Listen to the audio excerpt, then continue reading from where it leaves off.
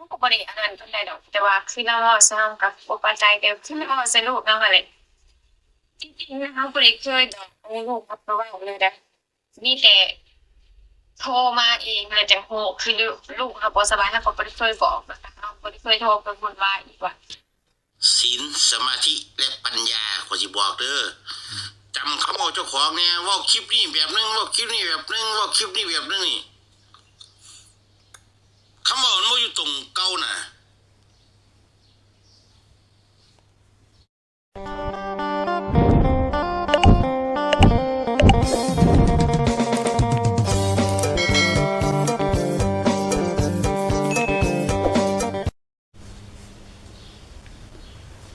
กราบสบายดีและสวัสดีพ่อแม่พี่น้อง FC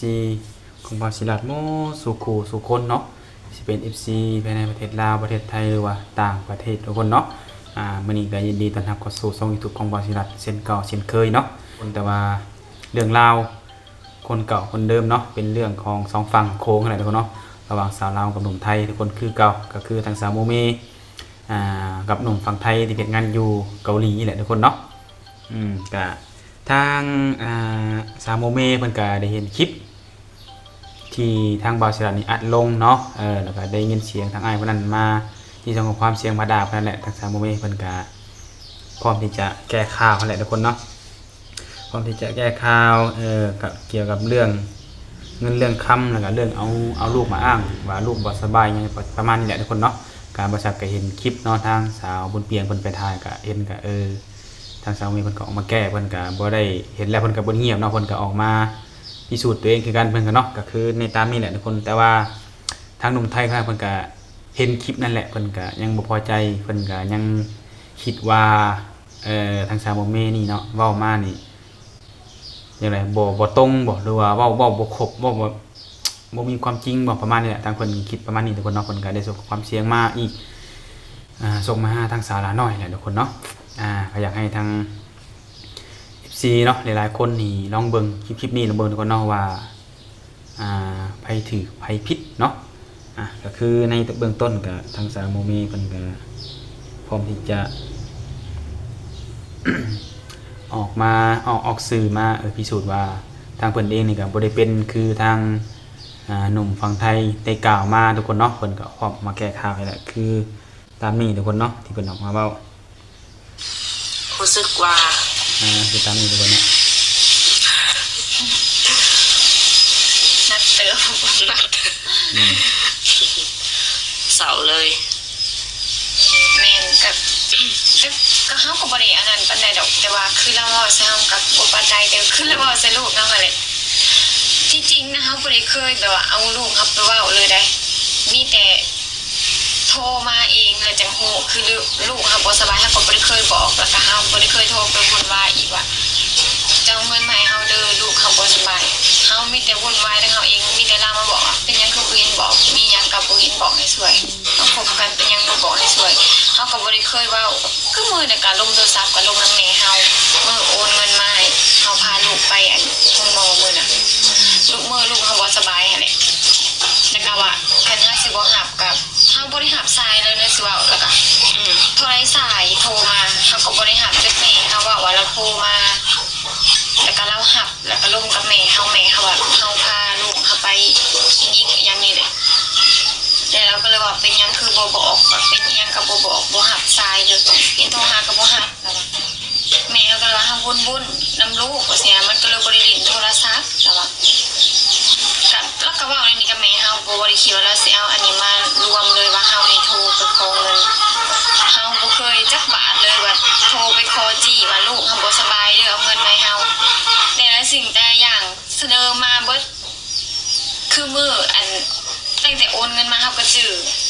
เบิดแต่พอเวลาเว้าค่ะเราเว้าเอาแต่เรื่องดีของเราเองหมดเลยเดี๋ยวว่าไปหูตัวอยู่ประมาณนี้ทุกคนเนาะทางสาวโมเมเพิ่นออกมาแก้ข่าวเนาะหรือออกมาชี้แจงให้ FC หลายๆคนที่ติดตามเพิ่นนี่รู้สิ่งกันว่าเพิ่นนี่บ่ได้เป็นคือทางอ้ายคนนั้นกล่าวมาเนาะในเรื่องการเงินหรือว่าเรื่องที่ว่าเอาลูกมา เวลาลูกบ่สบายแล้วไปขอเงินนำเพิ่นในชั้นจังซี่ทุกคนเนาะเพิ่นออกมาชี้แจงให้แล้วก็มีแต่ FC ลองเบิ่งแล้วก็ฟังเนาะคำเว้าคำจาทั้งสองฝ่ายเนาะว่าซั่นซะเนาะลองพิจารณาเบิ่งว่าไปผิดไปถูกเนาะต่อมาก็ ทางบริษัทเองก็ใช้เบิ่งคลิปเสียงที่อ้ายมันส่งมาต่อเนื่องทุกคนเนาะนี่นะทุกคนเนาะเพิ่นก็ได้ส่งความเสียงมาก็ถือว่าทั้งโทรทั้งส่งความเสียงมาแต่ก็บ่รับดอกเพราะว่า ทั้งเฮานี่ก็พาเวียกแน่อีหยังก็มีลูกน้อยแน่หั่นแหละเนาะตอนนี้ก็ย้อนเวลามาให้ถ่ายให้ FC ทำฮู้ว่าว่ามันแม่นความจริงหรือว่าไผผิดไผถูกเนาะเรื่องนี้ทุกคนเนาะก็ส่งความเสียงมาหาทางสารน้อยทุกคนเลย ลาน้อยอ้ายนี่แหละอีการพิมพ์เมื่อกี้นี่อยากให้มุตุไปปล่อยแบบนี้อยากให้เราน้อยปล่อยแบบนี้ที่เพราะว่าผู้สาวลาวนี่มันจะไม่ได้รู้แบบใดนะต้องการเงินหรือต้องการความจริงใจนะ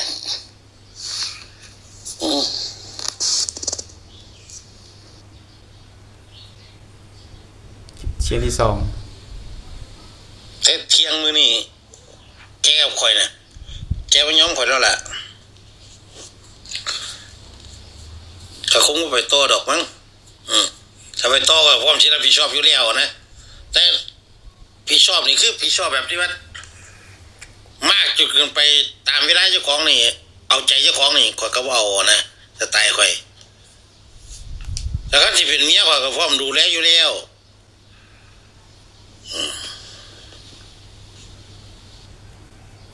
ทางสารน้อยตอบ โดยก็มีแต่ว่าอ้ายคุยกับเพิ่นหั่นแหละเอาแบบไรกะอ้ายก็ตกลงกันเอง อันนี้ก็คือว่าเนาะมันเป็นเรื่องของคนสองคนเนาะสิเฮ็ดสิชานกันต่อหรือว่าสิเลิกลากันไปก็ขึ้นอยู่กับเพิ่นสองคนนั่นแหละทุกคนเนาะเรื่องพวกนี้ก็ได้น่าจะฮู้ดีหลายคนก็ได้ฟังกันต่อทุกคนเนาะเจ้าจำได้บ่ที่เจ้าบอกข่อยทีละคำซ้ำเจ้าเป็นเมียข่อยมา3 ปีที่แล้วนะจะจำได้บ่ข่อยเตือนเจ้านี่เพิ่นเอามาทุกคนเลยต่อเนื่องเลยเนาะหลานน้อยเอ้ยข่อยอยากให้หมู่เจ้าปล่อยคลิปไปเลยเพราะข่อยบ่ต้องการให้มีความลับปะนะ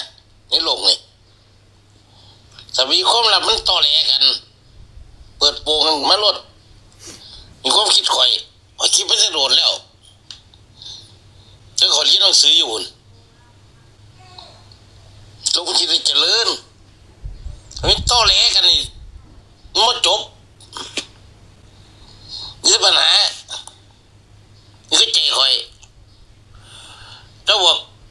เบ้าศิรัตไปเปิดเลยจะค่อยเว้านะมือบนคอมาเฮาก็ทางบริษัทเองก็จัดให้ทุกคนเนาะ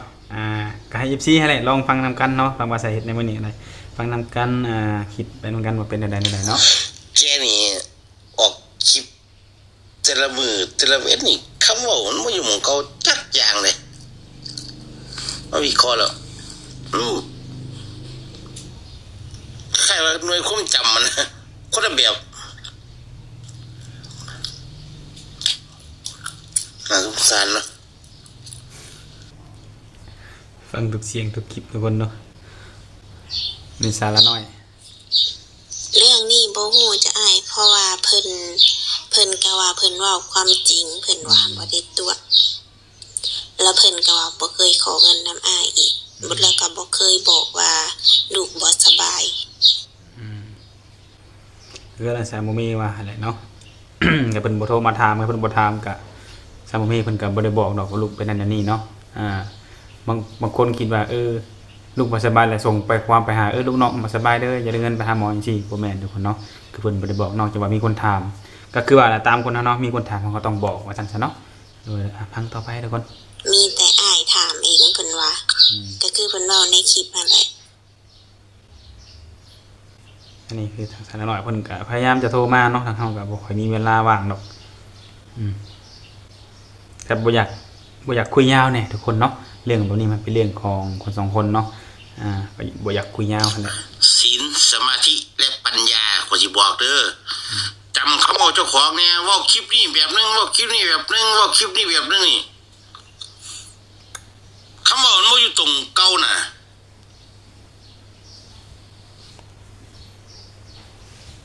ต่อไปก็ยังไงถ้ากัน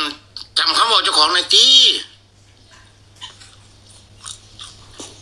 ถ้าว่าจำคำบอกเจ้าของเนี่ยคือว่าโกหกคนแหละ ฟังกันยาวๆเลยทุกคนส่งมาตัวเนี่ย นี่ว่ากันไปวัด ชวนไปวัดละวัน วัดไปทำบุญศีลหายังบ่ครบอยู่ข่อยยังบ่เคยได้บวชเลยเขาไปหาเงินเฮ็ดงานตลอดเนาะข่อยก็เอาตรงนี้แหละคำสอนของพระพุทธเจ้านี่แหละลงชีวิตข่อยเนี่ย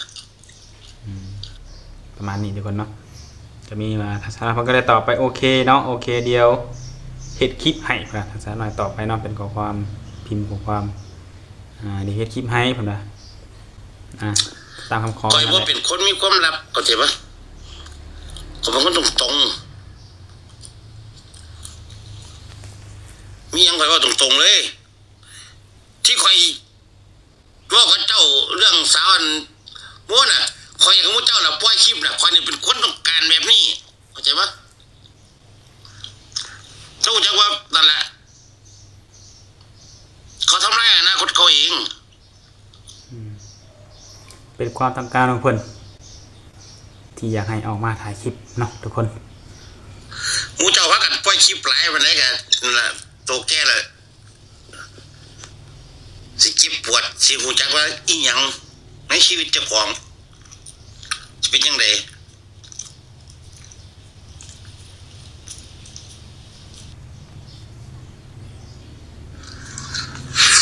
มูเจ้าไปประจานไปถ่ายคลิปไปออกคลิปอะไรมานั่นแหละความจริงของแกทั้งหมดเลย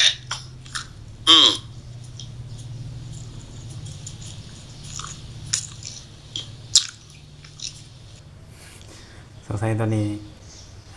กินแน่วอน้ำแน่ทุกคนเนาะตอนนี้เสียงตัวนี้ผมไม่ยังไรแต่นอนอยู่โป้อย่างเดียววันนี้เฮากับสีฟังต่อเนื่องเพิ่นก็ส่งข้อความเสียงมาต่อเนื่องเลยทุกคนเนาะฟังไปนำกันนั่นแหละ คนเฮาน่ะความสื่อสัตย์มาอันดับหนึ่งเด้อหลานน้อยเอ้ยล่ะการที่ดำรงชีวิตนี่ศีลห้านี่เอาข้อเดียวความซื่อสัตย์นั่นแหละจบหากินไสก็ดีได้เงินได้คำ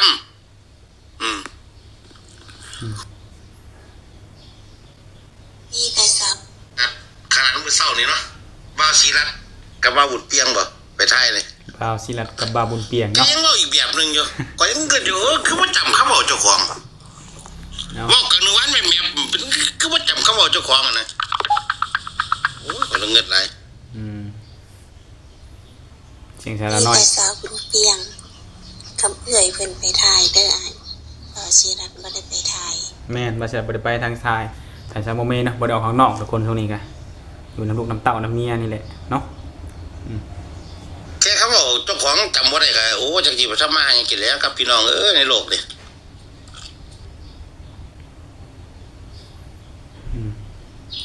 อันที่อ้ายเห็นที่ว่าเสียงบาศิรัตน์กะเพิ่นกะอันเว้าเรื่องที่อ้ายส่งขอความเสียงที่ว่าอันประจานสาวโมมีหั่นแหละอ้ายแต่บ่ได้ไปสัมภาษณ์สาวโมมี ก็โอเคล่ะมันถือว่ามันครบเบิดแหละ โดยถือว่าหมดที่นักคลิปเสียงที่เพิ่นส่งมาทุกคนเนาะ ทางบริษัทก็ได้ออกมาเว้าตามคำขอเพิ่นแหละเนาะเพิ่นอยากให้ทางบริษัทนี้ออกมาเฮ็ดคลิปเว้าให้เพิ่นทางบริษัทเองก็บ่ได้ว่าทางนี้ผิดทางนี้ถูกดอกเนาะก็ที่ออกมาเว้าในมื้อนี้ก็อยากให้ FC ให้แหละลองเบิ่งแล้วก็ฟังนำกันว่าเรื่องแบบนี้เนาะว่าไผผิดไผถูกหรือว่าไผสมควรถูกประจานสมควรถูกด่าหั่นแหละทุกคนเนาะก็หลายๆคนก็คือสิฟังแล้วก็เบิ่งออกบางคนก็งงก็มีเนาะทางบริษัทเองก็ทางว่างงก็งงคือกันแหละทุกคนเนาะแต่ก็ให้ได้ซะก็ต้อง ออกมาให้ FC ซอยฟังเนาะทุกคนเนาะก็มีแต่ว่าให้ FC คอมเมนต์มาเนาะว่าระหว่างสาวโมมีกับอ้าย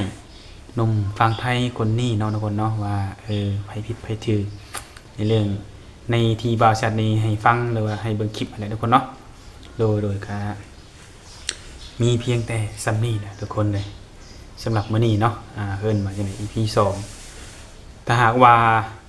ในคลิปนี้เนาะถ้าเกิดว่ามีขอความใดคำเว้าใดเนาะที่แบบ บ่สมมาพอควรหรือว่าเป็นคำที่บ่สุภาพทางภาษากะขอโทษขออภัยนำหลายๆเนาะภาษากะบ่ได้เจตนาดอกแต่กะเอาความจริงมาเว้าเนาะเอาความจริงออกมาให้FC ถ้าฟังบ่ได้มีแบบการแบบตัดต่ออหยังสักอย่างทุกคนเนาะแบบให้ฟังมันเลยแบบก็ให้พิจารณานำกันเนาะทุกคนเนาะโดยก็มีแต่ว่าทางบริษัทว่าอะไรทุกคนเนาะถ้าเกิดว่าเรื่องนี้ยังบ่จบเนาะถ้าว่าฝ่ายซ้ายเพิ่นนี่ยังบ่ยอมก็คือทางบริษัทนี่อยากให้แบบทางเพิ่นนี่เสียสละเวลาเนาะแล้วก็มานัดเจอกันโลดเนาะนัดเจอกันโลดทุกคนเลยนัดเจอแล้วก็ให้เอาทางผู้ใหญ่เพิ่นไปนำเนาะแล้วก็มาเว้าแน่นอนการพิมพ์การเขียนการโทรในโทรศัพท์นี่มันยังเหลือแน่นอนก็ลองมา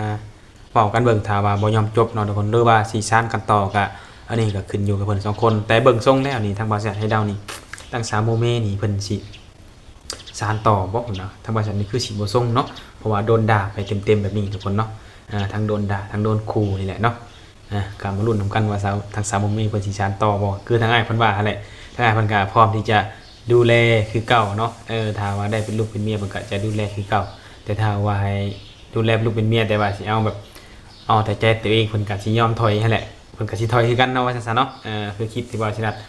คลิปเสียงบริษัทเปิดให้ฟังหั่นแหละเนาะโดยสำหรับมื้อนี้ทางบริษัทก็ขอขอบคุณขอบคุณเนาะทาง FC หลายๆคนที่เข้ามาชมคลิปนี้แล้วก็พร้อมด้วยให้ความคิดเห็นเนาะทุกคนเนาะทางบริษัทก็สิได้ขอจบคลิปไปก่อนเด้อเนาะเพื่อมีข้อมูลอีหยังมาเพิ่มเติมเนาะในบริษัทก็สิออกมาแจ้งให้ FC นะครับฟังนำกันทุกคนเนาะโดยสำหรับมื้อนี้ทางบริษัทขอตัวก่อนเนาะโดยสบายดี